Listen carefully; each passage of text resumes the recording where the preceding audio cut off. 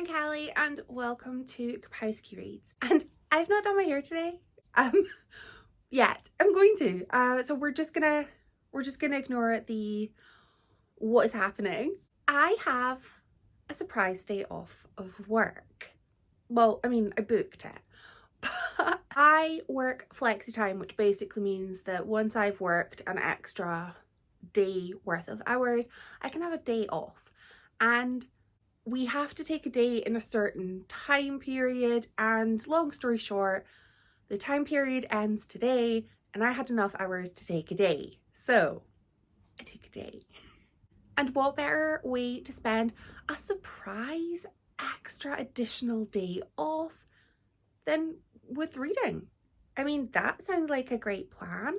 So my plan for today is I'm going to finish my current read, which is Undead Girl Gang by Lily Anderson. I'm half-ish way through and I'm loving it. I'm loving it so far. So this book is about a young witch called Mila, and she loses her best friend. Her best friend dies in what is deemed to be an accident, and this accident follows 2 deaths of classmates, not friends.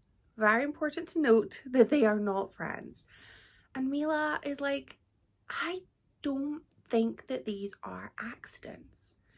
Nobody else thinks that way. So Mila decides that she's going to use magic to bring her bestie back to life and try to solve what she thinks are a spell of murders.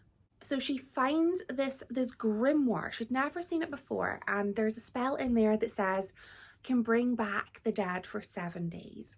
So she uses that to bring back her best friend, but she doesn't just bring back her best friend. She ends up bringing back her best friend plus the other 2 deceased / victims. And the thing is, the other 2 definitely weren't her friends. In fact, they were her high school bullies. And they have to work together to get to the bottom of things, to find out who did, if there was somebody who killed them, who was it, why did they do it, are other people in danger? And I'm loving it so far. It's very, the dialogue is very sort of comedic, and the interactions between the girls feel authentic, like they feel like real characters. I'm getting a little bit of Heather's vibes with the dialogue, which is the highest compliment I will give to a book, because Heather's is it my favourite film? It's one of my favourite films. I refuse to work out what my absolute favourite is, but it's one of them. And I feel like whenever a book just encapsulates that witty banter between characters, it gets me, and I'm like, yes, I want this. I love this. So I'm very invested in the story so far. Unfortunately, the women that have come back to life, or not even come back to life, they've been reanimated. They have no memory of the days leading to their deaths. So they can't just go, ah yes, it was so and so who killed me, because they just don't remember. And I'm having a really good time trying to work out who did it, because I mean, we've got high school bullies here. We're not sure of suspects, but I'm intrigued and I'm invested, and I'm having such a good time with this book. It feels like a really quick read. I've got some errands to run today, but I'm hopeful that I'm gonna get this finished this afternoon. I kind of want to prioritize it because, well, I'm on a day off, so why would I not focus on doing the fun thing that I want to do on my fun day off? That makes sense. So I will go do some errands, and then when I report back, I'm gonna have updates for you. And for anybody who watched my previous video where I was gabbing on about my low spend year and the things that I so covet, I'd mentioned that I was going to experiment with mixing some nail polishes together to create a Franken nail to sort of make up for me not buying a new nail polish that I really want. And this, I don't know if it's really gonna show that well.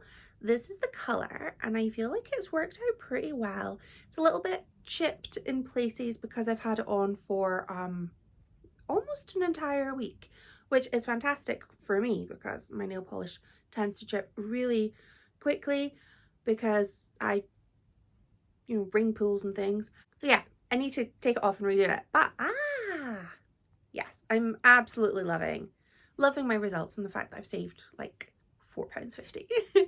I will report back later with final thoughts and feelings on this book and see if I can guess who done it, if someone did done it.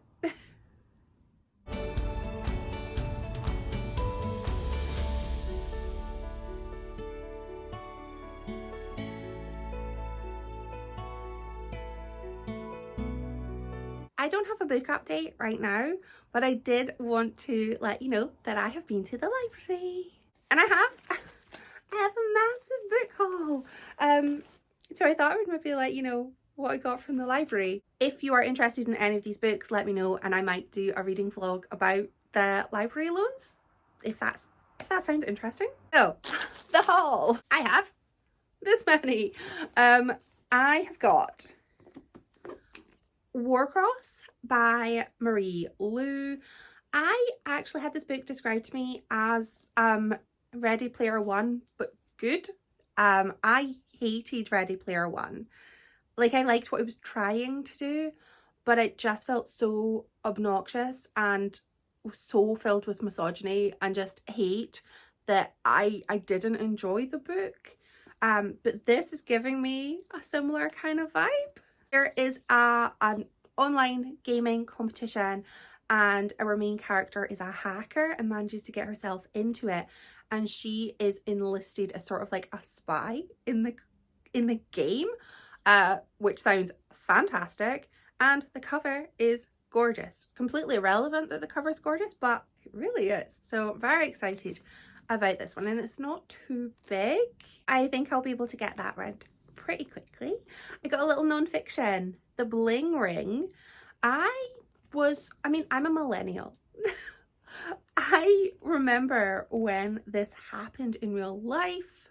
There were, I think it was in the aughties, I'm not 100% sure when it happened, but there was this spell of home robberies from like celebrities in LA back in the day. And there were these kids, I think, who were, they weren't very old and they were robbing celebrities, and they were known as the Bling Ring.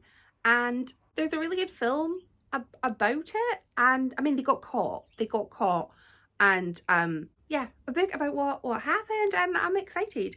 This is kind of like almost like nostalgic because I remember reading about it in all of the glossy magazines that I was reading at the time. I have got The Bennett Women by Eden Apia Kubi. This is about a trio of friends at university. They all live in the same university lodgings, and it's about their lives as students, finding themselves and trying to sort of decide whether they want to meet expectations or sort of make their own path.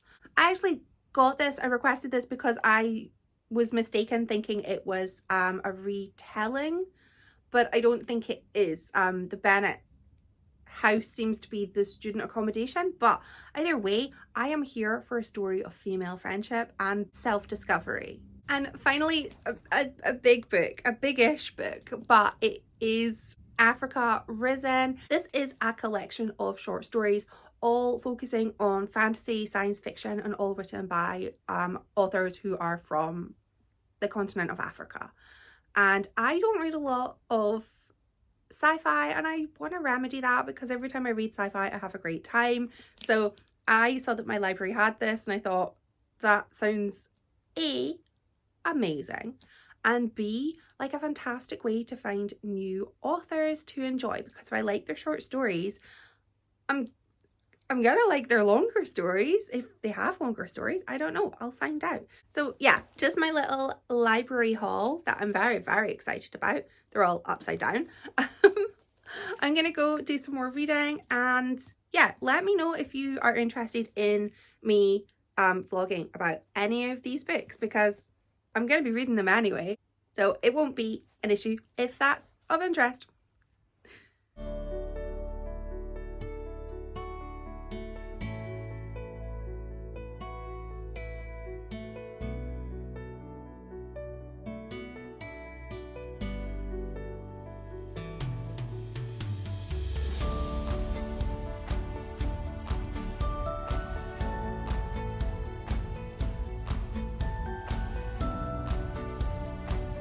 Back, and I have found a 5-star read. 5 stars for this. I loved it. It took me so long to read the final, like maybe 3 or 4 chapters. I couldn't see through my tears. I've hurt my eye because I was crying so much, and I'm wearing glittery eyeshadow, so when I cry, like, probably glitter's gone in my face. So now my eye is really sad. My heart was really sad too. So they matched. This book just hit me so hard in the feels. So not only did we get this fun adventure with a very defined timescale, we know we've got 7 days. We get Mila working with her school bullies and sort of learning to work together for a common goal.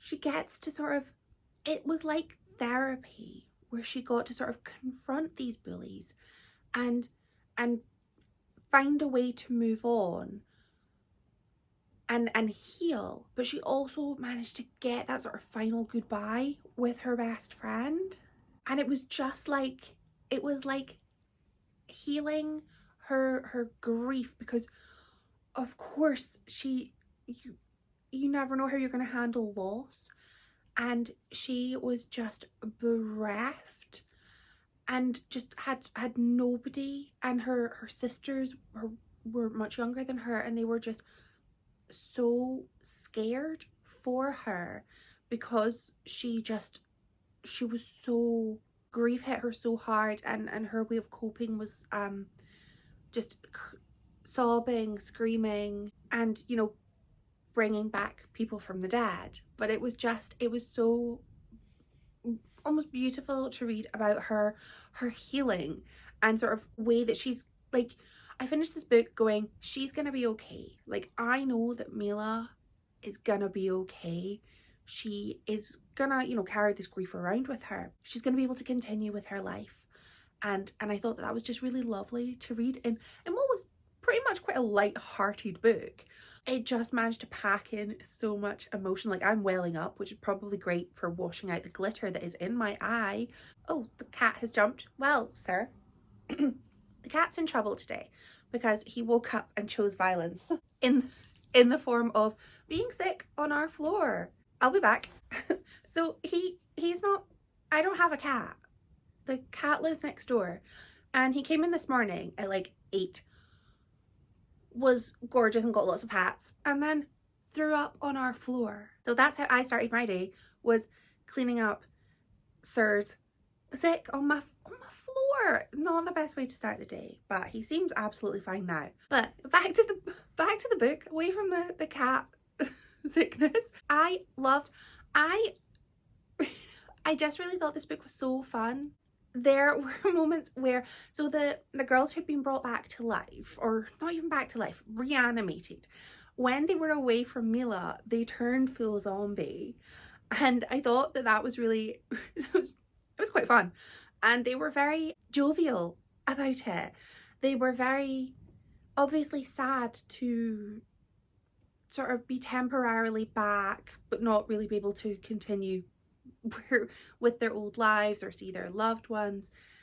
But they were making merry with the situation they had, and they were being so just, there was so much gallows humor from them, and I thought that was just so fun.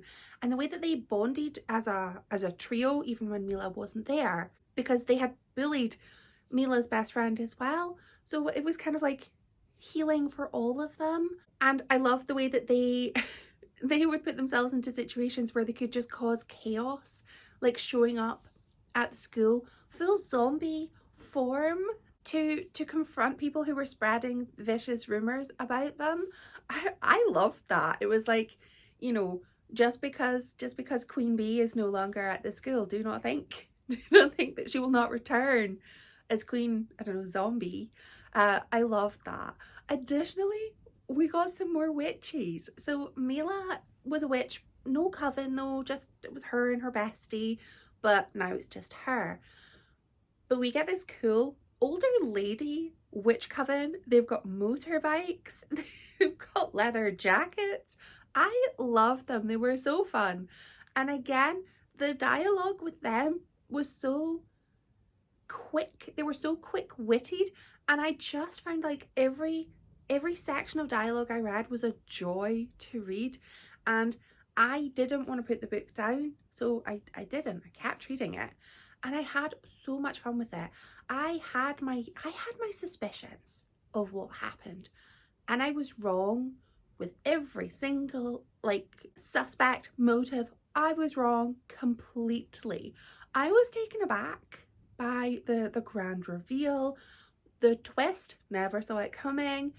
I had such a good time with this book, and I'm really excited because I have a monthly video chat with my friends where we talk about whatever we've read since last we spoke, and I get through quite a lot of books, so I only really chat about my absolute favourites and books that I do not recommend. I'm really excited. Rave so much about Undead Girl Gang. Friends, I hope you're ready. My friends don't watch this video, but you know, if they did, I hope you're ready to hear me talk about how much I love this book, because I absolutely loved it. This just read like it should be a film adaptation, a mini series. Like, this needs to exist on screen. I think it would be fantastic, and I don't know why I never heard of this book. Why have I never heard of this book? People need to read this book and you know, realize how fantastic it is. It is so fun and full of heart, and I think I'm going to be thinking about this book for a really long time. I really want to go and rewatch Heathers and actually go do that, because I feel like this book is like an amalgamation of Heathers, The Craft, Mean Girls, with a murder mystery thrown on top. But I do have time to read one more book, so I am between two. I'm either going to read, I think I'm going to focus on a NetGalley book because I'm shamefully behind with my NetGalley reads. So I'm between reading The Prophet, which is one of the oldest approved books that I have on my list, and I don't really remember what this book is about other than it's kind of sci-fi-ish. I heard somebody say it was kind of like X-Files, and I loved X-Files, so if that's the case, I think I'm in for a good time. Or I might read Gorgeous Gruesome Faces, because I'm kind of, I've just read a book with like a fun girl gang, and do I want to read another book with a fun girl gang? I don't know. Maybe I do, maybe I don't. But first, I'm gonna go watch a film, live my best life, and I will let you know in the next update which book I end up picking and how I get on with it. Yeah, we've got a plan. We've got a plan.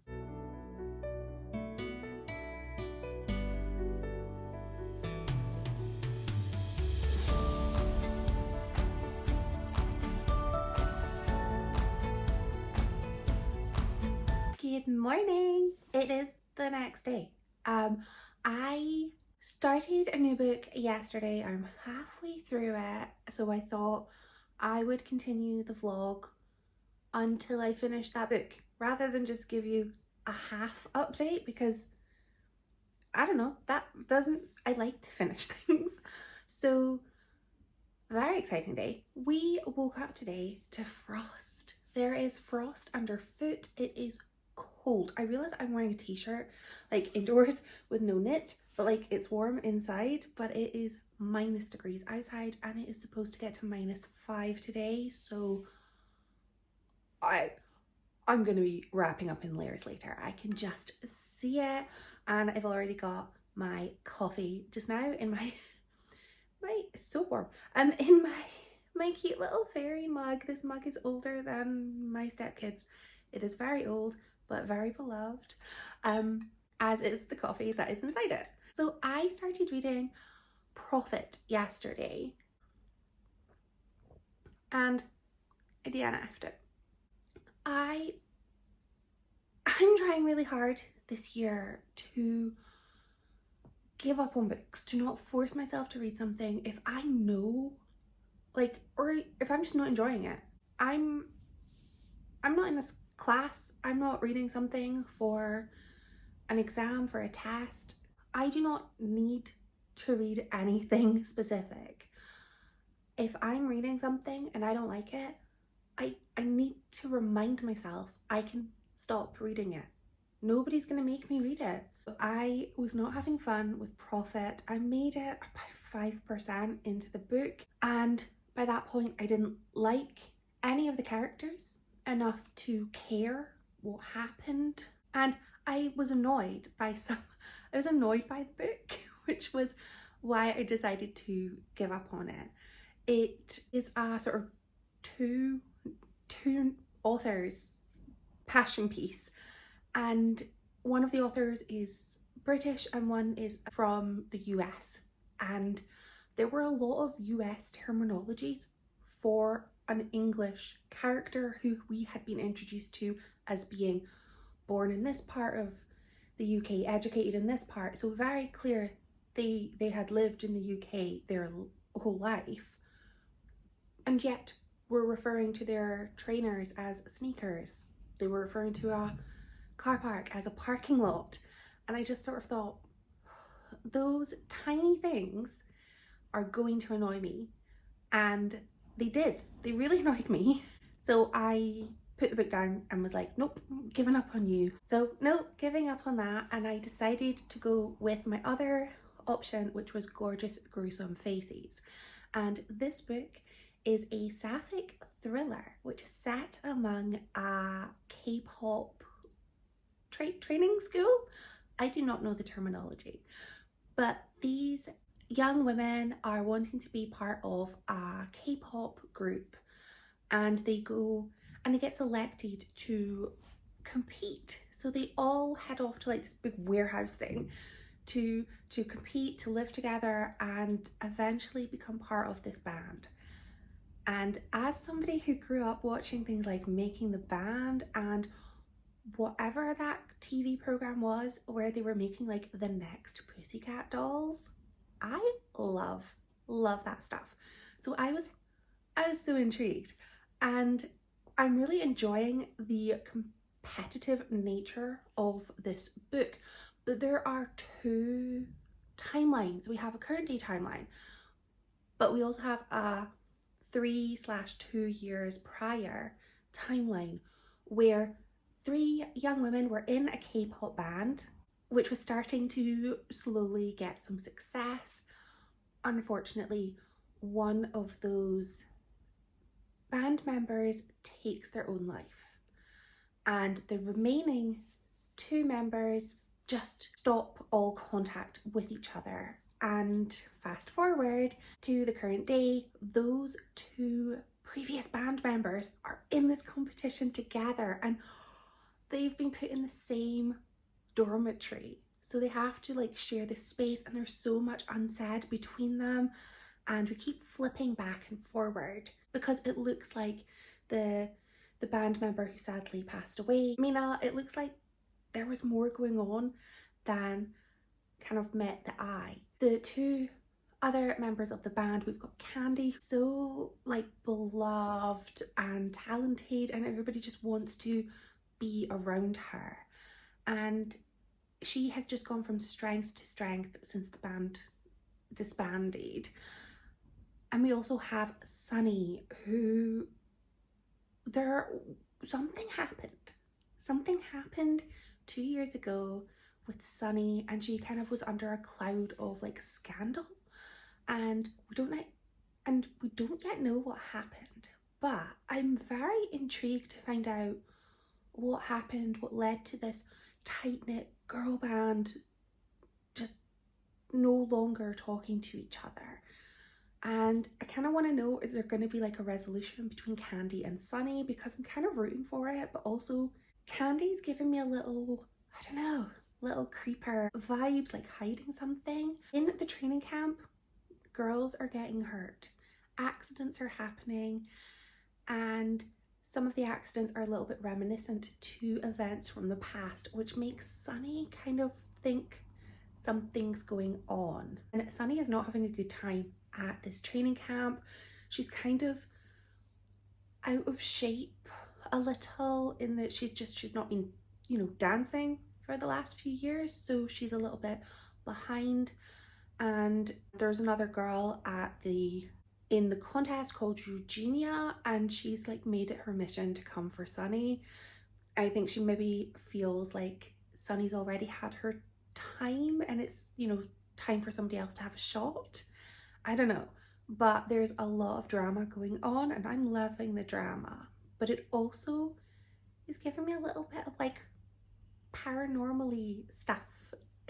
There's some paranormal stuff going on and I'm very intrigued by that. Sunny keeps seeing Mina, and I mean, Mina's dead, so it can't be Mina. But can it be Mina? And has she got anything to do with these gruesome events that are going on? I'm loving the drama. I love the drama. Loving the sort of reunion between these two previous bandmates and just, you know, going on in their past. This book reminds me a lot of I Fed Her to the Beast and the Beast Is Me, which was one of my favourite books of 2023. Highly recommend it. Go read it if you can. I would recommend reading it. It is fantastic. And this book is reminding me of that book, despite very, very different plots. I wonder if I'm going to be like surprised. I don't know. Gonna find out. I'm going to, even though it's really cold, I might go for a little bit of a walk to just get some fresh air. I'm feeling a little congested today, so I think maybe some fresh air might help. My eye is still really sore from the glitter, so of course I've put more glitter eyeshadow on today because I am a fool. I will report back when I have finished the book and let you know my final thoughts.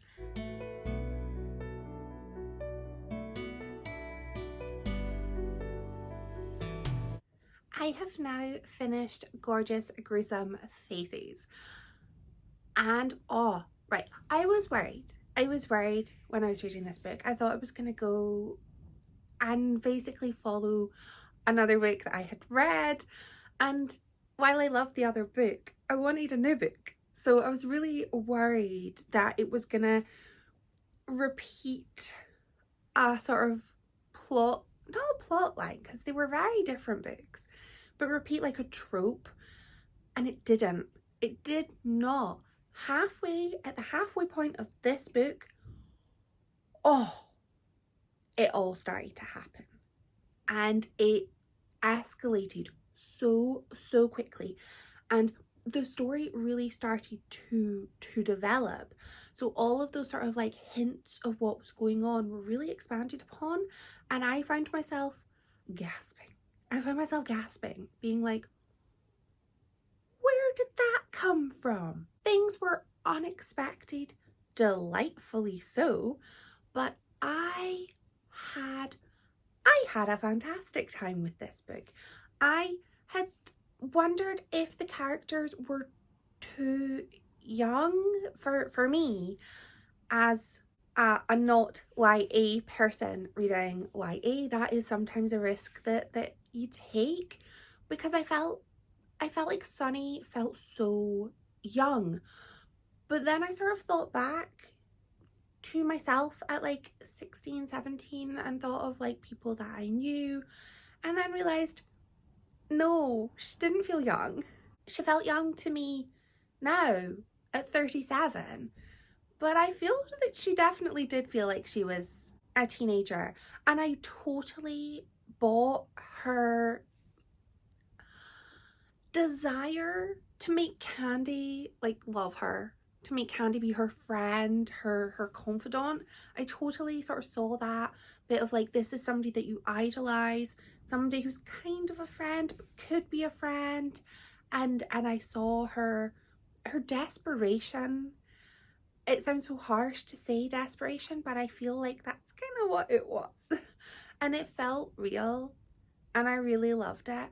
I loved the jumpiness of this book. It took me a little while to get into the sort of disoriented chapters because they tended to jump about between current moment and then flashbacks to what had happened with Mina and her passing, and then the fallout of things. And I was such a sucker for like a strong female lead working together with like their enemy, because we've got Jeannie as she was then known. She ends up working with Sunny to like find out what's happening, get to the bottom of things. And I find this book to just be really exciting, but like quite heartwarming.